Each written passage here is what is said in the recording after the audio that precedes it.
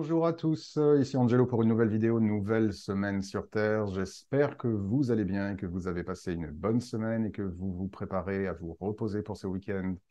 J'ai voulu faire une vidéo concernant évidemment, une projection astrale, mais élargir un petit peu le propos aux multiples réalités qui se superposent tout autour de nous en permanence et comment nous pouvons avoir accès éventuellement à ces multiples réalités. Pour la plupart d'entre nous, pour la plupart des êtres humains, nous naissons dès le plus jeune âge avec un objectif principal et qui est de consolider, de maîtriser les sens physiques qui sont les nôtres, la vue, l'ouïe, l'odorat, le toucher, etc.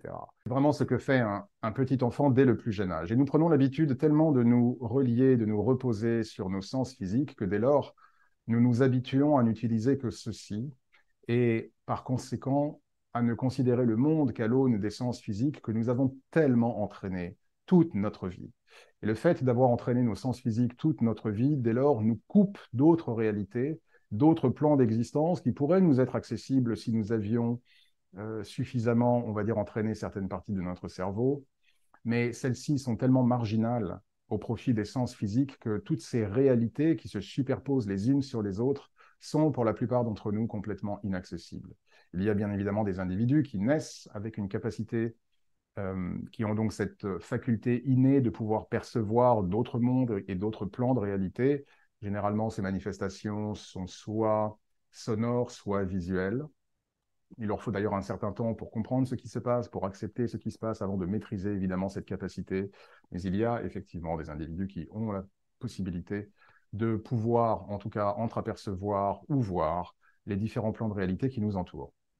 Nous avons tellement pris, pour la plupart d'entre nous, l'habitude de vivre dans ce monde physique que pour nous, pour la plupart des êtres humains, il n'y a pas d'autre réalité, au point que lorsqu'une personne indique entendre des voix ou voir des choses, elle est assez rapidement cataloguée de cinglée, de déséquilibrée. Et la médecine, plutôt que de chercher un petit peu s'il ne pourrait pas y avoir une réalité spirituelle derrière la chose, bien évidemment, on se réfugie derrière les traitements médicaux. Pour autant, il est des capacités, il est des facultés, enfin des facultés, il est des possibilités, excusez-moi, la semaine a été assez chargée, je suis un peu fatigué. Il est des possibilités pour tout un chacun de pouvoir commencer à lever le voile, à lever le rideau qui sépare ce monde d'autres réalités, d'autres plans d'existence, même sans avoir eu la chance, ou en tout cas l'opportunité de naître avec cette capacité. Bien évidemment, la première manière dont les gens ont accès à d'autres réalités sont les rêves. Le problème est que beaucoup ne se souviennent pas de leurs rêves. L'autre souci étant que pour beaucoup, ces rêves sont juste des aventures exotiques sans intérêt. Et pour la psychologie, ces rêves représentent juste une manière de refouler ou de faire sortir à la surface des émotions comprimées. La réalité est plus large et de fait, par les rêves que vous avez chaque nuit, vous avez la capacité justement de percevoir et d'évoluer au sein de ces autres réalités. Mais votre conscience n'est pas là. Vous êtes toujours endormi et vous êtes comme un spectateur quelque peu passif. Une autre manière de pouvoir bien évidemment commencer de manière un peu plus active et de manière un peu plus consciente à euh, prendre conscience et à évoluer dans ces autres plans d'existence, c'est la projection astrale. Mais tout le monde n'a pas le temps, tout le monde n'a pas nécessairement la patience, ni l'envie, ni l'énergie de se lancer dans un tel travail. Excusez-moi, il fallait que j'ouvre la porte pour laisser sortir Ginger, qui 5 minutes après être rentré voulait sortir, ce qu'on des chats comprendront. Donc bien évidemment, tout le monde n'a pas le temps, ni la capacité, ni l'énergie de pouvoir dédier du temps à la projection astrale. Il est d'autres manières de pouvoir commencer à percevoir un petit peu les limites qui ne sont pas aussi solides entre le monde dit réel, le monde physique, les autres plans qui nous entourent, et cela peut être achevé, par exemple, en vous intéressant à la manière dont les Tibétains considèrent un petit peu les réalités, la réalité dite physique et le monde dit onirique. Pour tous ceux que cela intéresse, je vous invite à commencer à faire des recherches sur de mémoire le yoga tibétain des rêves, et qui vous permettra, si vous adoptez en tout cas ces techniques, qui ne sont pas des techniques très compliquées, de pouvoir commencer à faire sauter le bouchon entre le monde physique et les mondes invisibles. Alors je vous préviens, ce n'est pas pour tout le monde, et cette expérience de yoga tibétain des rêves peut s'avérer assez déstabilisante.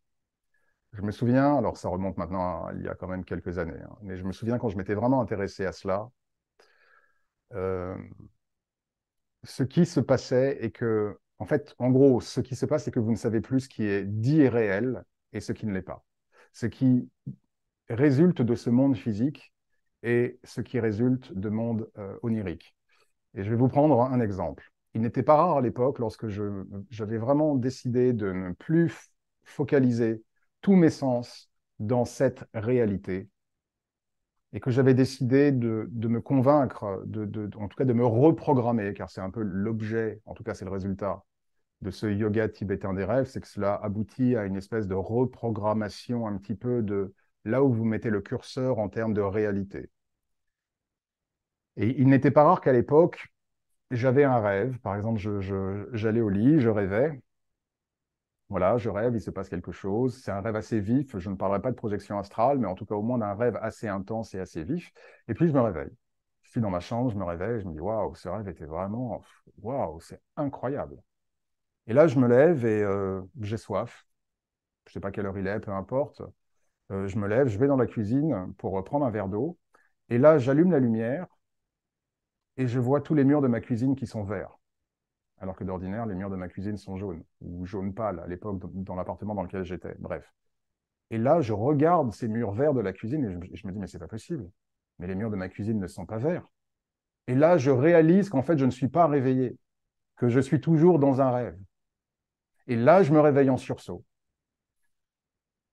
Il est même arrivé des instances où, étant dans un rêve, je me réveille, je vais à la salle de bain, je prends ma douche, je m'habille, c'est le matin, je sors dans la rue, et là, je vois des éléments qui me font comprendre que je suis encore en train de rêver. Alors que toute cette partie où je me suis réveillé était aussi réelle que n'importe quel réveil du matin. À sentir mes sens, à prendre la douche, à prendre mon café, à m'habiller, à sortir, à sentir l'air. Exactement la même perception, la même évidence en termes de sens physique que ce que nous pouvons avoir tous les matins. Sauf que là, vous allez dans la rue et vous voyez un arbre, je dis n'importe quoi, un arbre violet. Et là, vous dites, mais c'est pas possible. Et tout de suite, vous réalisez qu'en réalité, vous ne vous étiez pas réveillé, qu'il s'agit d'un rêve. Et là, dans ces instances très particulières, je me réveille. Je me dis que c'est pas possible. J'ai eu un rêve, je me suis réveillé, je pensais que c'était la réalité. Et en fait, c'était un rêve. Waouh, incroyable. Et là, je commence à nouveau à faire quelque chose pour me rendre compte qu'à nouveau, je suis dans un rêve. Les poupées russes. Très déstabilisant. Pas à pratiquer par tout le monde. Et là, vous vous dites, mais qu'est-ce qui est vrai? Et en réalité, enfin, ce qui est assez intéressant dans cette expérience de yoga tibétain des rêves, c'est qu'au bout d'un moment, vous vous mettez à questionner en permanence la réalité de ce que vous pensez être vrai et réel. Et là, vous vous rendez compte que ce que vous vivez en dehors de ce monde physique peut être perçu par vous comme étant tout aussi vrai et réel et tangible que ce monde physique. Et au bout d'un moment, vous ne savez plus où est le curseur. D'autres rêves que j'ai pu avoir lorsque j'étais quand je pratiquais ce yoga tibétain des rêves, c'est par exemple un rêve très intense, un peu à la Truman Show, où je vis une vie, j'ai vraiment le sentiment de vivre une vie. Alors, une fois de plus, ce n'est pas une projection astrale, mais on est très, très proche en termes de conscience, où vraiment j'ai le sentiment de vivre une vie, et où d'un coup, des hommes, des individus arrivent et me disent, tout ce que tu viens de vivre, non, rien de ce que tu viens de vivre n'existe réellement. Et là, je vois tout le décor autour de moi, qui me semblait tellement réel et vrai dans ce rêve, s'effondrer pour laisser place à une immensité blanche. Plein d'instances de cette manière. Et énormément de cas de cette nature où vous commencez vraiment à vous demander où est-ce que la limite de la réalité commence, où est-ce qu'elle s'arrête. Alors, j'ai arrêté au bout d'un moment parce que vraiment, ça allait très loin. Très, très, très, très loin. Je n'ai jamais senti le risque que j'allais perdre la tête, perdre la raison, perdre les repères. Mais ça commençait vraiment à aller vraiment, oui, comme je l'ai dit, vraiment très loin, en tout cas en termes de floutage des limites. entre le monde physique et les mondes subtils. Et ce qui est assez intéressant, c'est que en pratiquant également ce yoga tibétain des rêves, vos sens justement subtils deviennent tellement affinés et aiguisés et tellement, j'aurais presque envie de dire, méfiants quant à ce qui est vrai de ce qui ne l'est pas, que même en vivant vraiment dans ce monde physique, des choses commencent à se manifester. C'est très, c'est vraiment saisissant. Alors pourquoi est-ce que je vous parle de ça? D'une part parce que c'est intéressant justement de sortir un petit peu le nez du guidon, parce qu'on a tellement l'habitude de vivre dans notre routine, monotonie, avec les soucis du quotidien, que du coup forcément ça génère un sentiment d'oppression, particulièrement avec les énergies qu'on a en France. Je ne sais pas si je ferai une vidéo là-dessus, mais bon, c'est quand même assez terrible ce qui est en train de se passer. Tout est en train de s'écrouler en fait.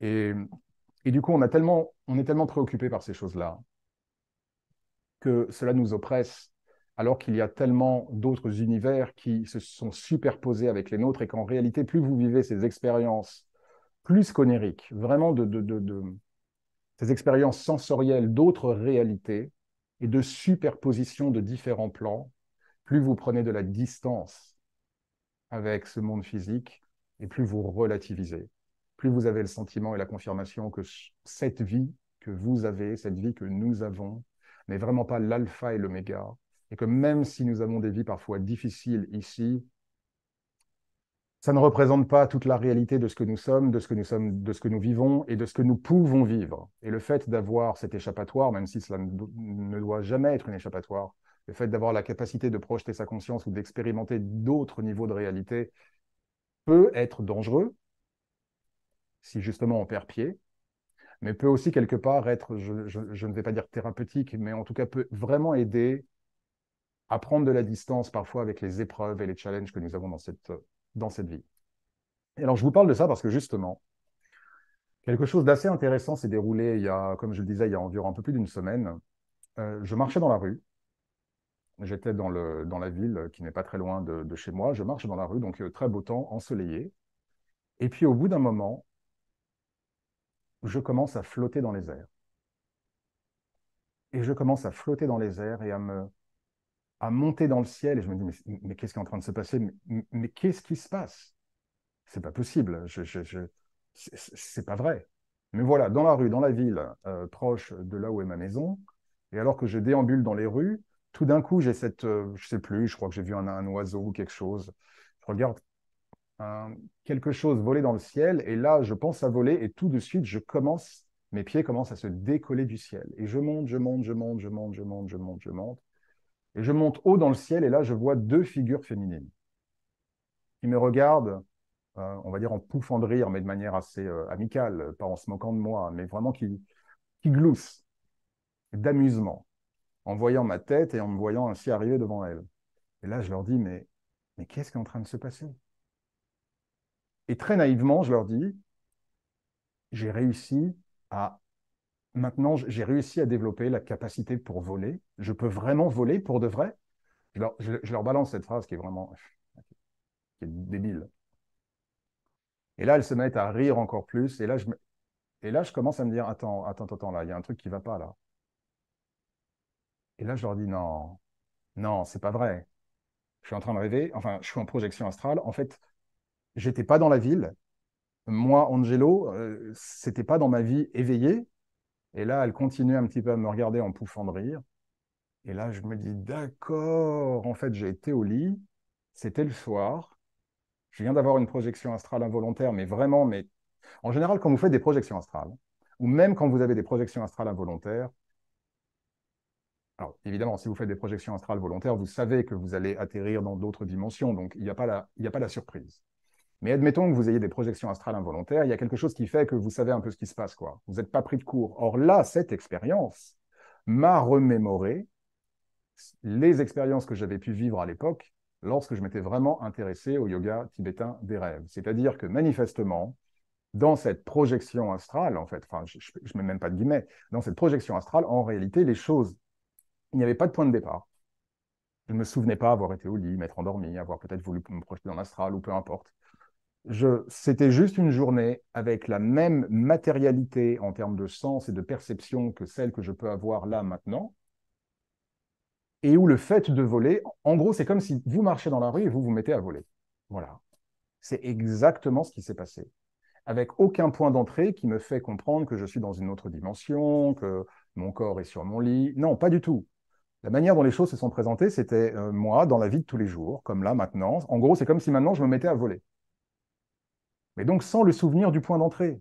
Et donc avec la surprise de me dire, mais c'est pas possible, mais qu'est-ce qui est en train de se passer là? Exactement ce qui s'est produit.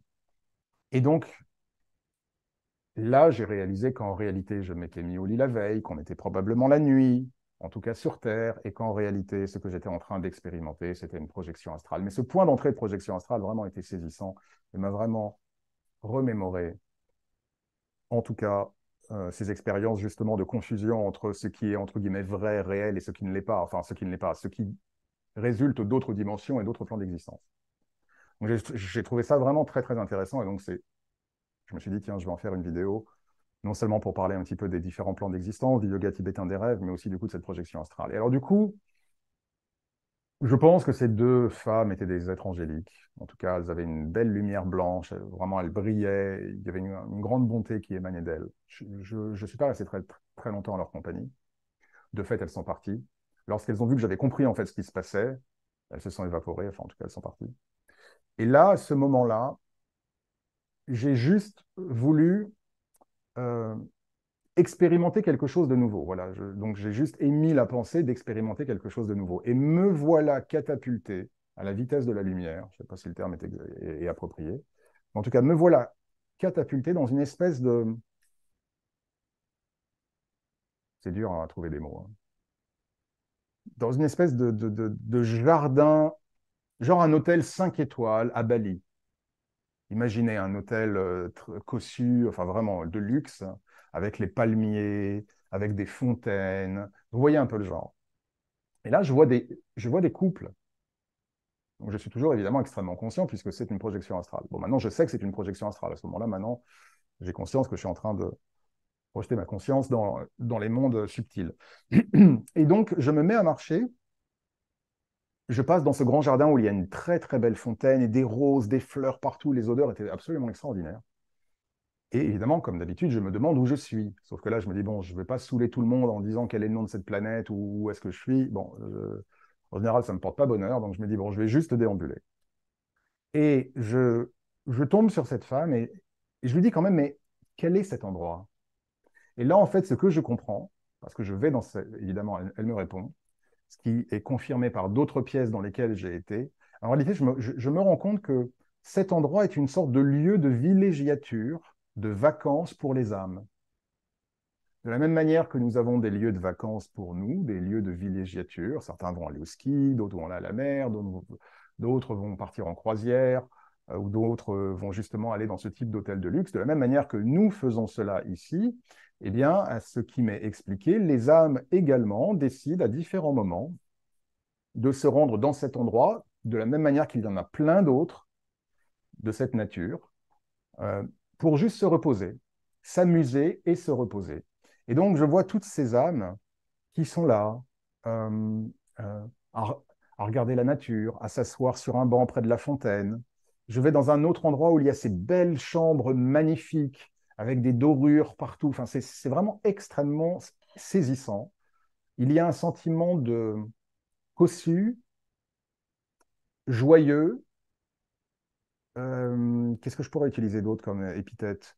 Cossu, joyeux, évidemment beau, esthétique. Beau, esthétique, paisible, serein.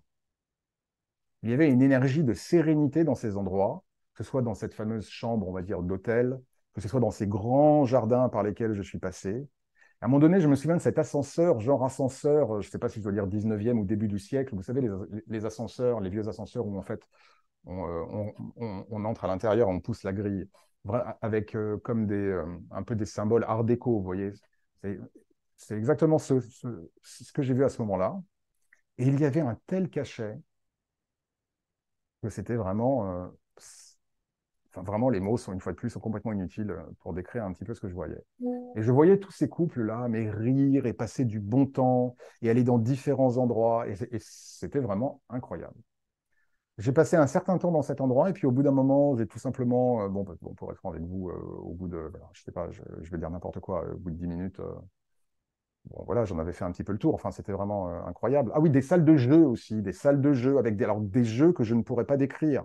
Évidemment, des jeux qui n'existent pas ici sur Terre, mais où je voyais des gens jeter des objets, appuyer sur des choses avec des lumières qui s'allumaient. Donc vraiment des salles, ouais, bon, comme on pourrait dire, je sais pas, ici des salles de, qu'est-ce que je pourrais dire, des salles de poker, des salles de ping-pong, enfin peu importe. Donc vraiment des salles de jeu également pour ces âmes, non seulement donc pour se reposer, mais également donc pour jouer, pour avoir du bon temps.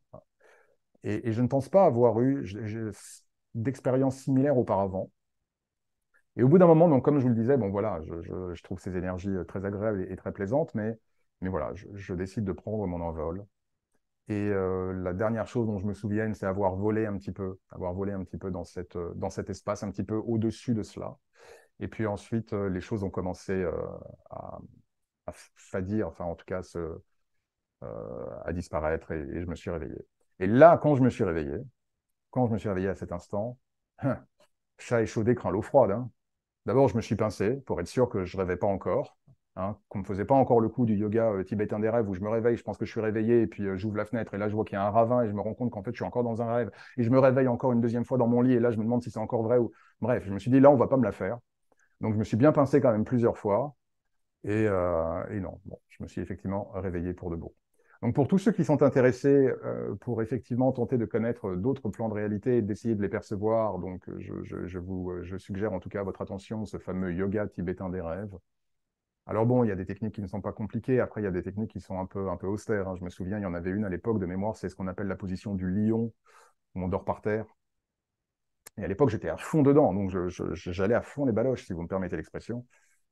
À fond la caisse, ce sera mieux. À fond la caisse dans ces techniques. Donc c'est vraiment quelque chose que vous pouvez, en tout cas, vous pouvez vous y intéresser. Juste pour lire, pour être curieux, en tout cas, même si vous ne décidez pas de pratiquer, en tout cas, les exercices, c'est intéressant de voir un petit peu comment d'autres cultures considèrent le plan dans lequel nous vivons et que nous prenons comme étant la réalité et d'autres plans qui existent. Donc déjà, même pour vous, en termes de culture et de connaissances, ça peut être intéressant. Et puis ensuite, effectivement, pour les personnes qui sont intriguées pour essayer de commencer à s'y intéresser de manière plus pratique, faites-le. Mais alors, en revanche, le conseil que je vous donne, c'est ne le faites pas si vous êtes déprimé, ne le faites pas si vous avez des émotions négatives, ne le faites pas si vous êtes fragile psychologiquement ou émotionnellement. Donc ça, c'est juste quand même le petit mot d'avertissement parce que si vous commencez vraiment à rentrer là-dedans, ça peut générer plus de confusion qu'autre chose. Et bien évidemment, la projection astrale. Alors, j'ai eu une autre projection astrale quelques jours plus tard qui, elle, n'était pas très positive où je me suis retrouvé face à un individu habillé en noir. Alors, très bizarre, individu habillé en noir. Donc, tout de suite, c'est pas tant le noir, oui, en général, le noir, effectivement, c'est un indicateur, mais c'est vraiment ce que dégageait, en tout cas, l'être, vraiment des énergies. Alors, étrangement, des énergies très, très maléfiques, mais pas inquiétantes. Ce que je veux dire par là, c'est que je ne me suis pas retrouvé en panique ou en effroi, angoissé, comme ça a pu être le cas il y a plusieurs années, quand des fois vraiment je me suis retrouvé dans des lieux très, très, très sordides, spirituellement parlant, qui là vraiment vous déclenchent ce que j'appelle la peur de l'âme, et qui va bien au-delà de la peur physique, de la peur qu'on pourrait avoir dans ce monde. La peur de l'âme est vraiment, c'est comme si on vous mettait un manteau glacé tout autour de vous sur l'âme. Enfin, bon, ceux qui ont déjà expérimenté ça comprendront exactement de quoi je parle. Mais effectivement, il y a quelques années, j'ai pu éprouver ça à certains moments lors de certaines projections astrales, mais pas là. Je me suis retrouvé face à cet être, à cet homme habillé en noir, clairement malfaisant, mais à aucun moment j'ai ressenti un réel danger. Bon, et cependant, en me voyant et voyant justement que je n'avais pas peur de lui à ce moment-là, alors c'est très curieux, il tend sa main vers moi, il m'envoie et de sa main en fait sort un poisson, une sorte de piranha, voilà, une sorte de piranha, pas le petit Nemo, hein, mais une sorte de piranha avec des dents évidemment longues comme le bras, et ce piranha qui vient vers moi, et là j'ai appelé Saint-Michel. Voilà. J'ai appelé Saint-Michel qui est intervenu comme il était intervenu dans une autre projection de vidéo astrale, dans une autre projection de vidéo astrale, dans une autre vidéo de projection astrale. Pour ceux qui l'ont vu, vous savez de laquelle je parle, celle où je me suis retrouvé attaqué par cet immense squelette qui me lançait un scud. De la même manière, dans cette projection astrale-là, Saint-Michel est venu et l'expérience s'est arrêtée. Merci Saint-Michel.